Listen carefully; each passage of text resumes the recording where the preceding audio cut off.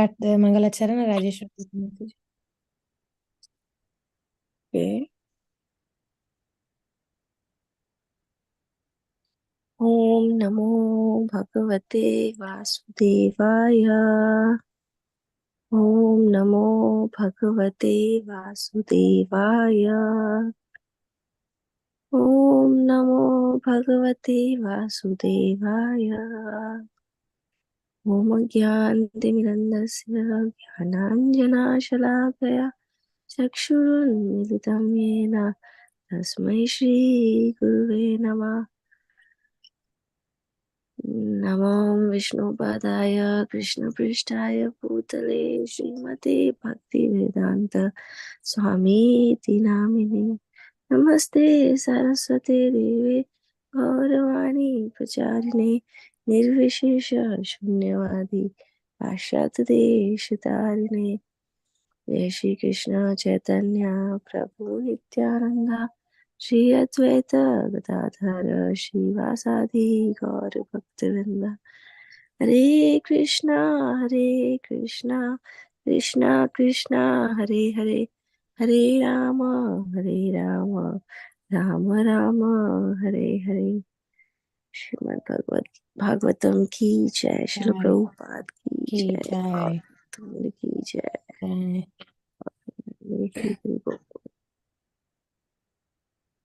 Okay, so yesterday we left at the episode where Priyavrata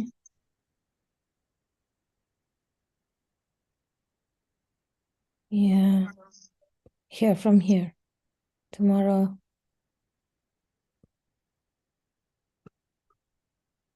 This was done. I think that full finish and new something gonna start. Mataji, you said it's a suspense, like where is he going? Yeah. He said he's telling Uttanapad that I'm leaving. Yes. Yes. The three dots, afterwards we have to start.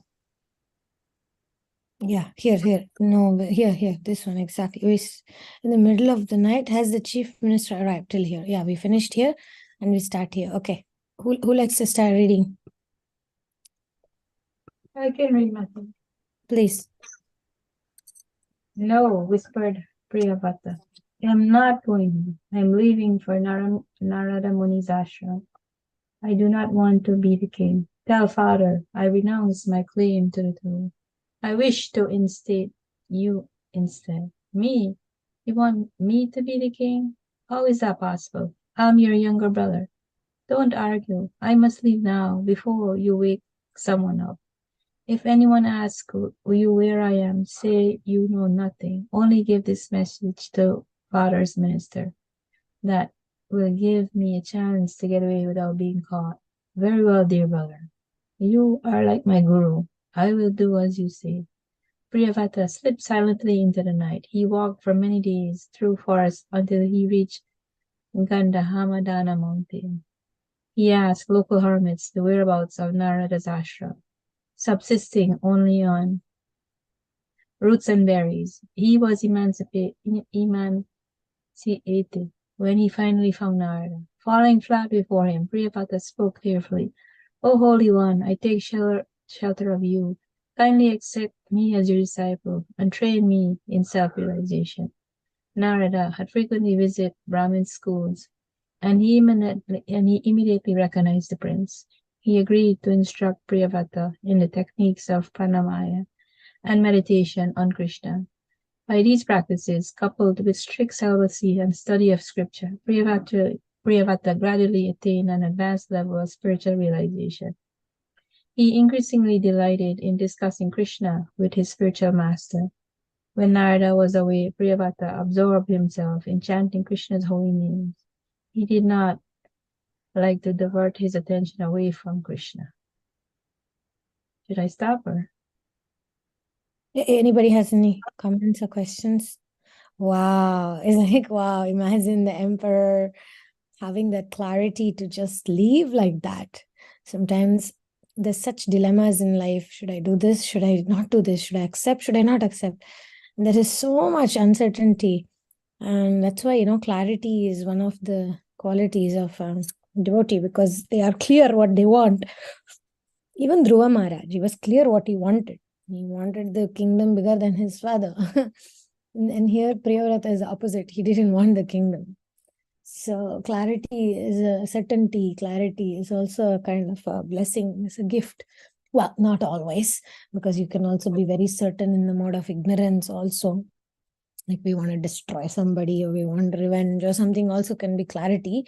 Not necessarily always clarity is a good quality, but it can be helpful. Otherwise, always we are like switching. I want to give up this bad habit, and then the next minute, no, actually I think I want more time. The kind of that fluctuation is not good for devotional life. But sometimes we have that tendency. And by studying Priyavrata, that no other motivational workshop can give us that inspiration, like reading about great devotees like this.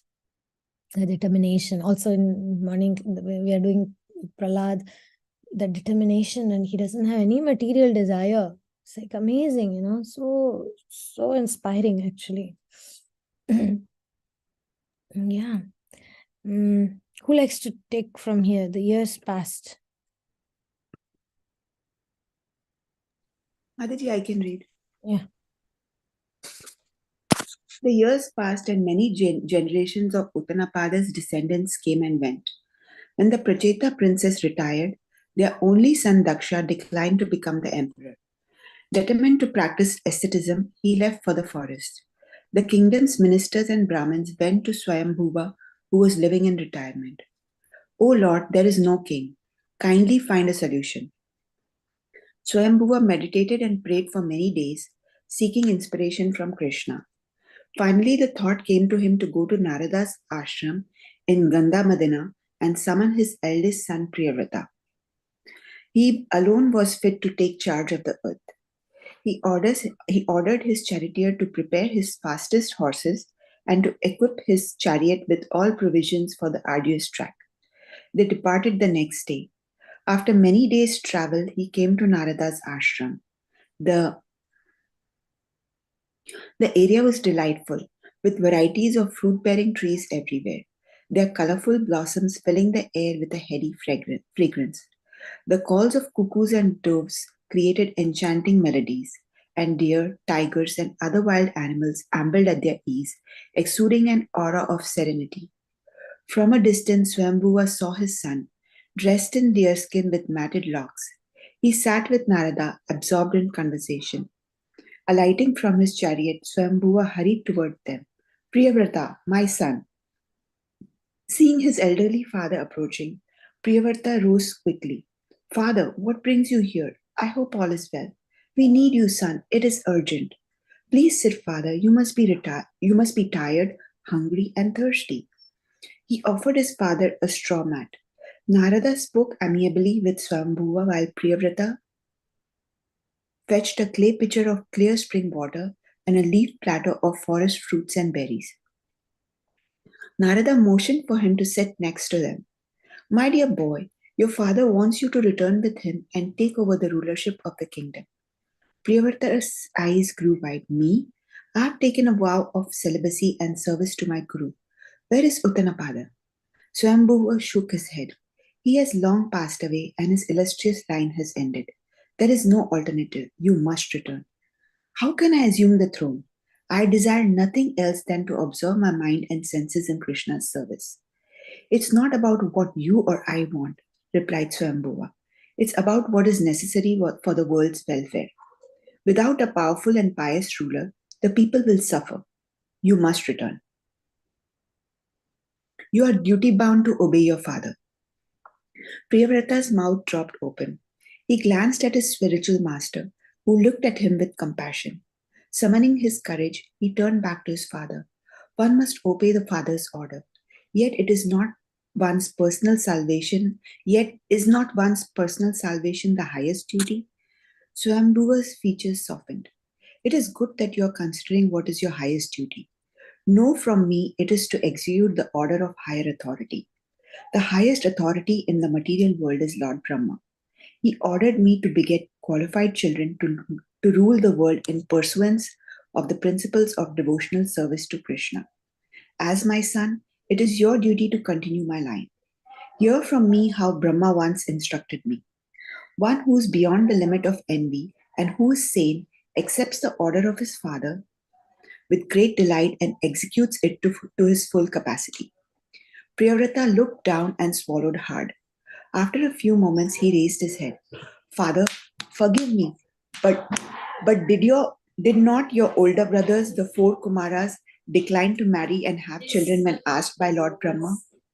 I've heard from my spiritual master that to save one's own soul is the highest religious principle. To save the family, abandon a man. To save the village, abandon a family. To save the country, abandon a village. To save the soul, abandon the earth. If I stay serving my spiritual master, I feel certain I will one day attain Krishna's association. But if I come back with you, marry, and rule the world, I fear I will again fall into illusion. Therefore, I must respectfully decline your order, just as the four Kumara brothers declined Lord Brahma's order.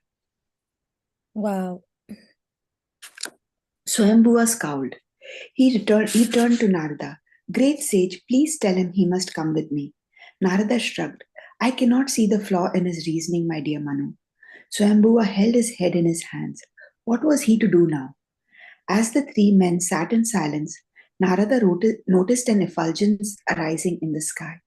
Shielding his eyes, he peered upward and exclaimed, Lord Brahma is coming. Look, he is surrounded by the personified Vedas and his close associates, including Lord Shiva. As Brahma's party drew closer, they could hear the four Vedas chanting. Lord Brahma is the first created being and the most powerful god. He develops the universe and is born directly from Lord Vishnu. Knowing the purpose of creation, he is dedicated to everyone's welfare. The sky became crowded with hosts of Siddhas, Gandharvas,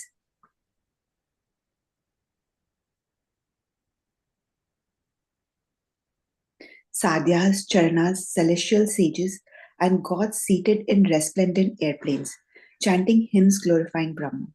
As he passed through their midst, Brahma shone like the full moon surrounded by bright stars. When Brahma's swan carrier reached Gandhamadana mountain, it approached Prince Priyavrata. Narada, Swayambhuva, and Priyavrata immediately stood up. Folding their palms, they respectfully worshipped Brahma with Vedic mantras.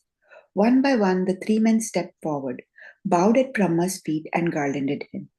Narada then offered him a seat. Priyavrata brought water with which to wash his feet, and Swayambhuva fanned him with a yak tail. Narada said, O great Lord of the universe, it is rare indeed that you leave your abode, Satyaloka. Pray tell us the reason for your appearance here on earth. Brahma turned toward Priyavrata, who knelt before him. I am here to instruct this prince. Dear child, kindly hear what I should tell you. Priyavrata sensed Brahma wanted him to obey his father Swayambhuva Manu. His body tensed. Nothing would sway him from his determination to serve his crew. Not even Brahma would break his resolve. Brahma saw the defiance in Priyavrata's eyes and sighed. My dear Priyavrata, do not be jealous of Krishna. Priyavrata frowned. Jealous? Why do you think I'm jealous of Krishna? He's my Lord. Brahma said, Krishna is the only controller. If we resent his control and try to usurp it by acting independently, that amounts to jealousy. Okay, we'll pause there. That's a very unexpected statement. How can we say that when we want Krishna? I want to go to the Dham. I just want this relationship to be better so that I can concentrate on Krishna or whatever it is. I just want my child to listen to me because I want their good. There are different things that we think is good, right? But then there is some amount of control behind it. Yeah, just yesterday I was also realizing that in one of my life situations, that sense of control, I want things the way I want because I think it's the best. It's Ishvara Bhava type of thing. It's not surrendering. It's not aligning to God's will. When we The truth is, when we align to Krishna's will, then we are protected in every way. Nobody can touch us. But when we are not aligned to Krishna's will and we want things our way, every step is like a challenge. Every step is like a danger. And every step we can lose our determination, because there is some element of trying to become Krishna, trying to make things happen the way we want. Any comments on that statement? Or maybe you're all very much liberated from that controllership and you're all super surrendered. Not sure. Not at all. Yeah. I mean, this in this case is like highest example. He's not like usually I was thinking in my case is like a little bit opposite of Priyavrata. I want all those things that maybe I don't deserve, I'm not destined to. I want control, I want respect, I want people to obey, or I want my relationship to be like, I want to be the center in the relationship. I want things to go the way I want, that I should be the priority. All those things, it's like opposite of Priyavrata. But the principle is like applied in the mode of Tamas Guna, I suppose. There is the controllership, that wanting to take control. When am I going to learn that I can't take control? It's not going to work. Who likes to read from here? Yagya. We have Yagya today. Welcome. Would you like to read, Yagya?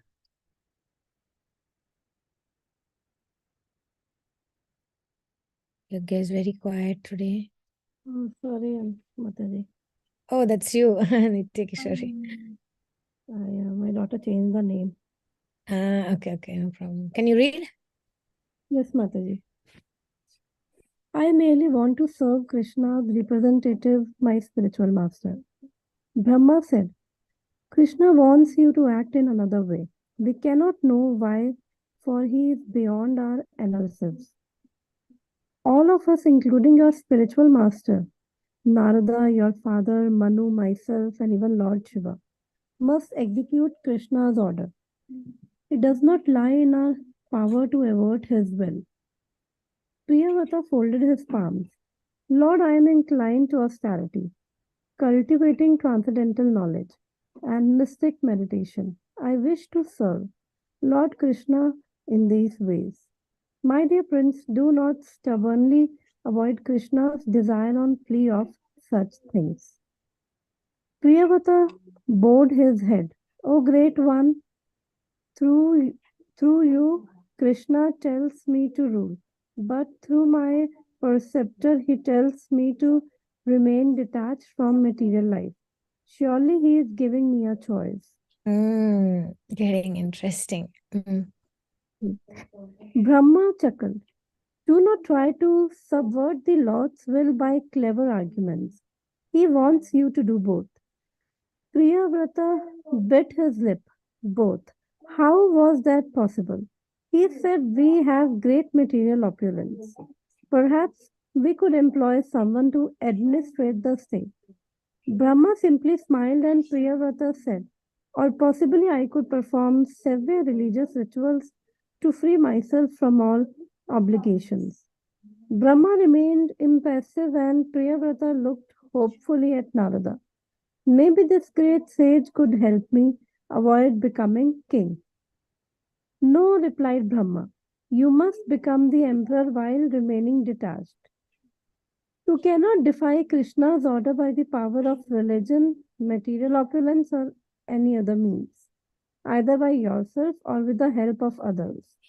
No living being from myself down to an ant can disobey Krishna's command. He beckoned Priyavrata to sit next to him, and the prince came forward. Brahma placed a friendly hand on his grandson's shoulder. My dear Priyavrata, Krishna ordains a specific body for each of us according to our karmic destiny. He gives us the freedom to act, but if we defy him, well, we take another material body to continue pursuing our independent desires. In this way, we remain in illusion, experiencing a mixture of fear, distress, and happiness. Priyavrata said, Lord, I desire to obey Krishna's order, but I am confused. Through my father and my guru, it seems he instructs me in contradictory ways. Dear boy, we are all born with a nature which correlates to duties within the one ashram system. These responsibilities ensure everyone's steady spiritual progress. They are like the rope threaded through a bull's nose by which the master guides the animal. Therefore, every sane person should execute his duties as ordained by Krishna. Priyavrata still looked uncertain. Can I not transcend my royal duties and make more rapid spiritual advancement by remaining a brahmachari with one ashrama? Brahma's tone was gentle but firm. According to our past association with the modes of nature, Krishna allots us our body. By destiny, everyone's body will enjoy and suffer a certain amount of happiness and distress. None of us can either foresee or avoid the joys and sorrows due to us, as ordained by Krishna. Therefore, we are best advised to follow Krishna's guidance, just as a blind man is safest when led by a sighted person. We will get the best outcome in life if we follow Krishna's instructions. Priyavrata said, I agree that the safest course for a conditioned soul who still has material desires and identifies with the material body is to follow his one ashrama duty. By the grace of spiritual master, however, I have attained liberation from the bodily concept of life. Surely one ashrama duties no longer apply to me and indeed may prove an encumbrance and impediment to my spiritual progress. Brahma said, a liberated person does not resent his bodily circumstances because he accepts it as the result of his own past acts. Unlike conditioned souls, however, the liberated soul does not identify with his body.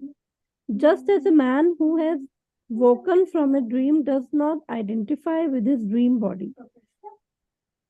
He simply uses his body in Krishna's service and thus. Pause again. This is a very important principle, but very difficult to follow. Sometimes, even body, emotions, sometimes it's very difficult to detach from it. Yesterday, during the Bhagavatam for the independently thoughtful, when Prahlad Maharaj is again and again and again, it's coming up that he didn't have any material desires. He didn't have any material desires. And then Kande Prabhu brought up the point about also having good physical health is also a material happiness. Or, just taking a walk in the nature is also material happiness. So, and then I was asking this question, what to do when I'm not able to go beyond? And, one of the simple answers he gave was, he said, well, then you're not a yogi, you're not in the path of yoga. Because I asked a question more about what if I'm not satisfied with my circumstances, whatever there is with the body. Let's say I'm not happy with the house that I have, or I'm not happy with the money that I have, or I'm not happy with the physical health that I have, whatever it is that is, it's not satisfying for me. It's bothering me. And the botheration is real. If any of us know what it means to be desperate to be in a relationship, if any of us knows what it means to be desperate to have money or anything, there is some material need, a material need, which like maybe some point in our life we had a need to have good clothes, good shoes, whatever it is, a good vehicle. There is that need, So one of the answers he gave was, look, if you're on the path of yoga, you're supposed to make peace with what you have and do this, what it says here, accept things as a result of your own past acts. And then I was saying, what if I'm not able to? And I asked him what to do if let's say I don't deserve something. Let's say I don't deserve a bigger house or whatever, just a random example here. And then I try hard to get it. I try hard to get it. Or I don't have money, but I really want to get it. And by hook or crook, by greediness, by stealing, or somehow I want to get it. Or relationship. Maybe I don't have a karma for marriage, but I still want to push it. Or maybe I don't have karma for children and I still want to push it or something. Yeah, so one answer he gave was that. And the other answer was about how, there are certain things out of our control. Even if we try, I mean, as an astrologer, I know that sometimes in life, it's not the time to focus on marriage. Sometimes we're trying so hard for relationships, but that's just not the time to focus on marriage. Maybe it's the time to focus on career or service or to take initiation, do bhakti shastri or whatever. So there are different times in life. And if we don't align again, then, like Priyavrata, okay, he had his time. I was just thinking he had his time when the brother was ruling. He had his freedom, right? But now the time has come. The time has come for him to come back, but he's resisting, he's fighting. Similarly, we also sometimes fight for the wrong thing. Oh no, we fight for the right thing at the wrong time. Like I've seen a lot of people fighting like desperation for marriage. They want to marry, they're so desperate. But I can just see from their chart that it's not going to happen another 2-3 years. The time is just not there. But it's very difficult when you get that need in your heart, in your mind. They can't wait. There are people, there is one devotee, when I said that, look, until 3 years, there is no time for marriage for you.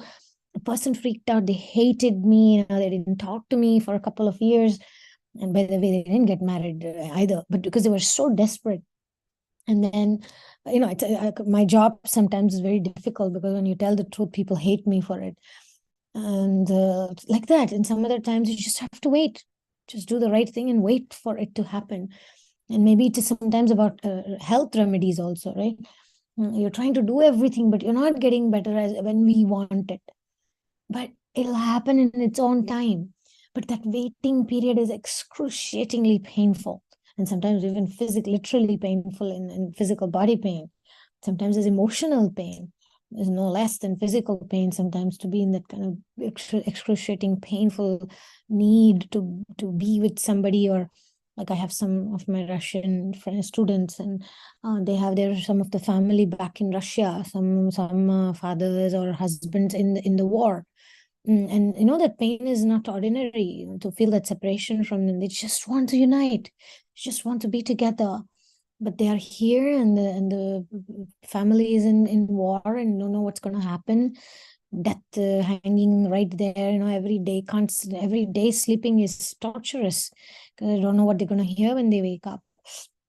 And so many things like that. And I was thinking, there is nothing we can do against time.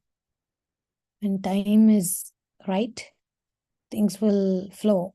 And time is not, whatever we do. In my South Indian language, you say, even if you put your head down and legs up, they say like that, like an expression. In any extreme we go to, there's nothing that can be done. I mean, in this situation, he's trying to avoid that material responsibility, opportunity to enjoy material pleasures, all that can distract him, right? And Narad Muni has given him instruction to not do that. Similar to Bhakti Siddhanta Saraswati Thakur, who was given instruction by his guru, don't go to Kolkata. You know that? You know what Bhakti Siddhanta did? He went to Kolkata. He went there to preach. So this Priyavrata's example is reminding me of that. Don't go to Kolkata. And he exactly went to Kolkata. But he didn't go. You know what I mean? So there is sometimes that we have to do that balance of do but not do.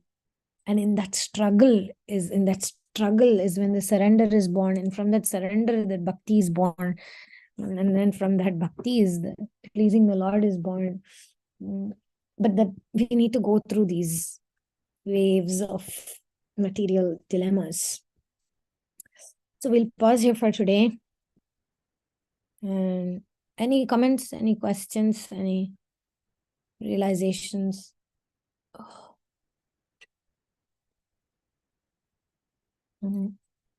There's a mosquito who wants to come and Mataji, share. Krishna can change our our path, right? Like you were talking about that person who came to you with the chart saying that, like, I mean, he won't get married for 3 years, but like if Krishna desires, he can change that, right? Of course, he can change, but why you come to an astrologer? Go to Krishna then. You know what Yes, I mean? yeah. The point is, they come to me and then they want me to tell them Krishna is changing that. I often say, why should Krishna change it for you? Why he should make you get married now? Yeah, according to your karma, you're not supposed to marry for another 3 years.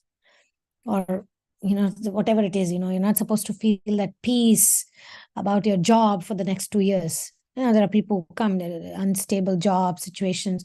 When will it get better? I'm like, it doesn't get better for the next 2 years. And it's very frustrating to hear that, right? But Krishna can change it, right? Of course, Krishna can do anything. But then don't come to me. They want to hear from me that, yeah, but this is there, but Krishna will change. And when will Krishna change it for me, Mataji? And they want to hear that tomorrow he will change it for you, my dear. You know what I mean?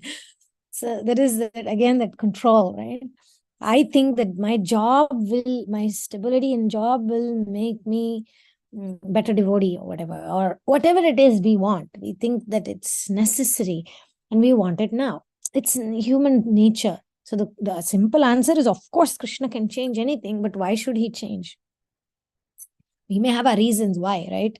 Priyavrata, he can say, why somebody else doesn't take over? Why I should take over this kingdom? I don't want to do it. But then why not? I remember this Savitri Mataji is Bhakti Char Maharaj disciple. And I mean, I quote this often.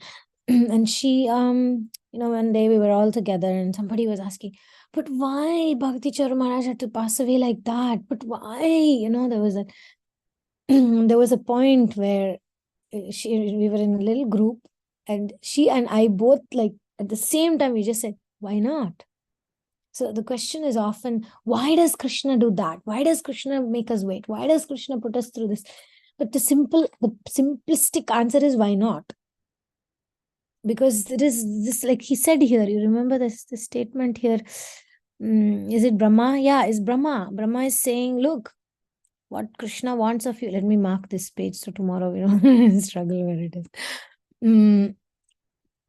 He says,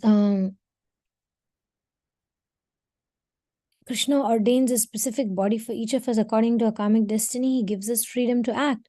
But if we defy him, well, we take another body to continue pursuing our independent desires. In this way, we remain an illusion, experiencing a mixture of fear, distress, and happiness. So, and Brahma is saying like that somewhere else. He says, look, he wants you to do this. You can't defy. Yeah. You must become the emperor while remaining detached. You cannot defy Krishna's order by the power of religion, material opulence, or any other means, either by yourself or with the help of others. No other living being, even me or down to an ant, can disobey Krishna's command. So sometime, the fact is, sometime the planetary situations, Krishna comes in the form of planetary situations. It's just a fact of life. He can avoid, but if it's for a bigger purpose. I remember the Amba from Mahabharata. She wanted it. She wanted to be the cause of death of Bhishma, and she was willing to give up her whole life for that purpose. She wanted everything, just destroy her whole life just for that one revenge. She wanted to kill Bhishma. She wanted to be the cause of killing Bhishma. And that lifetime didn't happen. She said, no problem, I'll dedicate another lifetime to achieve this goal, right? I mean, I don't know exactly how it comes in the books of Mahabharata, but in that episode, there is that point where she finally makes Parashurama and Bhishma fight and everything, and Lord Shiva appears, because that's what she wanted, right? She wanted that benediction. And then when finally Shiva appears, she asks for it. She says, I want to be the cause. And then Shiva says to her, I really love that dialogue, how calm and peaceful Lord Shiva. And he appears and says, मैं ऐसी हीन मनोभाव को आशीर्वाद नहीं दे सकता. He says very calm, peacefully. Mahadev says, I can't bless an act of revenge. I can't bless it. I can't allow it. I can't give a benediction to make a revengeful desire successful. It's not my thing, I'm not supposed to do that. I'm not going to do that. That's not me. Mahadev is like, sorry, can't fulfill that revengeful desire. At the same time, किसी उत्तात कार्य से जुड़ोगे, if you are going to be part of a higher purpose, basically means Krishna's purpose, Krishna's will, at that time, then this desire of yours will come to fruition, but by the will of the Lord and in its own time. So somebody may say like, oh, she did everything. She got Shiva also. Why she didn't immediately fulfill that? I mean, it took decades for that desire to be fulfilled, even though Lord Shiva gave her the benediction. But Shiva is Mahadeva's greatest devotee. He's not going to just say, yeah, go ahead, do it. No, he said only if you become for the purpose, for higher purpose. There is this scene. Oh my God, I should show that scene. I don't know where it is. It's so beautiful. Let me see if I can find it. Maybe after Vishnu Sahasranam, I'll find it. Okay, it's from Bible. There's a scene of Jesus to one of the followers whose health is very bad, and he has he's in great pain, and he has this, one of his leg is not working, etc., etc. And then he sends him, and he tells him that I am empowering you to go and preach the Bible. Like I want you to be the miracle person who goes and teaches. And this devotee, I forget the name. I'm sorry. It's there. I can try to find it. And then you should see it. He says, why me? I'm crippled. I am in so much physical. I'm a disaster physically. Why are you sending me? Nobody's going to believe in miracle if you send me. I'm in this state. He said, no. Jesus says, no, it is you. Through your suffering is where the purpose is. And then, there's that whole thing. Amazing. It's amazing. Like sometimes we think miracle means I should be cured. But what is the cure is something very mysterious. And then that Jesus, one of my friends sent me, Vilas Manchari sent me that link about the Jesus saying that. And sometimes we wonder why I'm suffering in this relationship, why I'm suffering in this situation, why I'm suffering in this country, whatever it is. But there is some purpose behind. And until we join and align with God's purpose, our purposes cannot be resolved. Okay, we're getting late. We'll stop here. We'll pause here for today's Bhagavatam. And Rasastali Mataji, are you ready? Yes. Affirmation 17. I am totally dependent on Guru and Krishna to chant quality japa every day. In Harinam Chintamani, Srila Bhakti Vinod Thakura poses this question: how can we overcome the offense of distraction? He answers that we can't overcome it on our own. We need the mercy of Guru and Krishna. In other words, pure chanting is not achieved by our own effort alone. Although we may implement strategies, tools, and attitudes to improve our chanting, without mercy, these alone will not make us successful. Thus, this affirmation is meant to remind us that whatever success we have in chanting is a result of mercy. This doesn't mean that our efforts to improve our chanting are not required, because mercy comes in proportion to our effort. So, by implementing ways in which to improve our chanting, Guru and Krishna reciprocate by helping us in the areas we are endeavoring to improve. Our efforts attracts the mercy of Guru and Krishna, and thus improvements in japa happen by their mercy. Act like everything depends on you, but pray like everything depends on God. Hare Krishna. Wow, Jay.